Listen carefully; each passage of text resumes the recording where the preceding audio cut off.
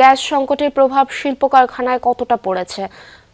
পূর্বে শিল্পনগরী গাজীপুর কিন্তু প্রায় ৬,০০০ শিল্প পোশাক কারখানা রয়েছে। এখানে কিন্তু যে বিগত কয়দিন যাবৎ যে গ্যাসের সংকট, বিদ্যুৎ বিভ্রান্তি এই নিয়ে কিন্তু আসলে অধিকাংশ শিল্প কারখানা ইতিপূর্বে বন্ধ হয়েছে।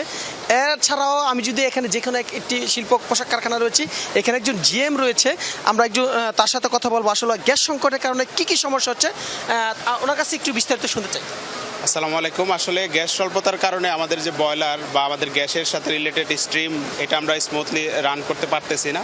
পাশাপাশি এই কারণে শ্রমিক বসে থাকতে হচ্ছে, ঘন্টার পর ঘন্টা বসে থাকে কখন গ্যাস আসে। সেই হিসাবে আমাদের যে বায়ারের লিড টাইম থাকে, যথাসময় শিপমেন্ট, এটাও আমরা করতে ব্যর্থ হই অনেক ক্ষেত্রে। যার কারণে আমরা আশঙ্কায় আছি যদি এটা স্মুথলি না চলে হয়তো আমাদের বায়ার আমাদের কাছ থেকে হয়তো ফিরে যাবে, আমরা সময় মতো শিপমেন্ট দিতে পারবো না। আর সময় মতো শিপমেন্ট না দিতে পারলে আমাদের স্যালারিতে ইফেক্ট পড়বে। পাশাপাশি তাহলে হয়তো ম্যানেজমেন্ট ভিন্নভাবে চিন্তা করবে যে বন্ধ করার একটা। পূর্বে যে বিষয়টি জানছিলাম, এখানে যে জিএম তিনিও কিন্তু এই বিষয়টি বলছিল। এই যে আমি দেখানোর চেষ্টা করছি যারা শ্রমিকরা কাজ করছে, এখানে কিন্তু প্রত্যেকটি ফ্লোরে একাধিক শ্রমিক ছিল।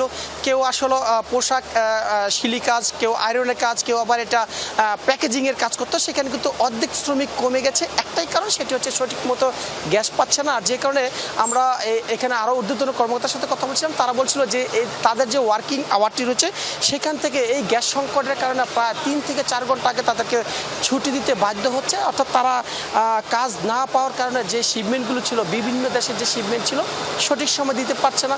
আর সঠিক সময় না দিতে পারার কারণে কিন্তু আমরা দেখছিলাম প্রায় ৬,০০০ যে শিল্প কলকারখানা রয়েছে, এখান থেকে অধিকাংশ শিল্প কলকারখানা ইতিপূর্বে কিন্তু আসলে নোটিশ দিয়ে দিয়েছে, এবং বাকি যেগুলো রয়েছে তারাও নোটিশ দেওয়ার একই প্রক্রিয়া রয়েছে।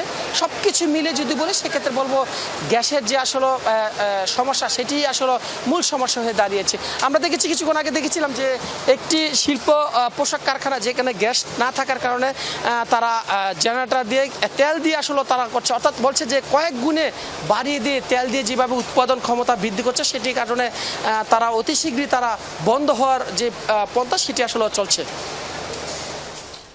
অনেক ধন্যবাদ পলাশ আপনাকে আমাদের সাথে যুক্ত হওয়ার জন্য।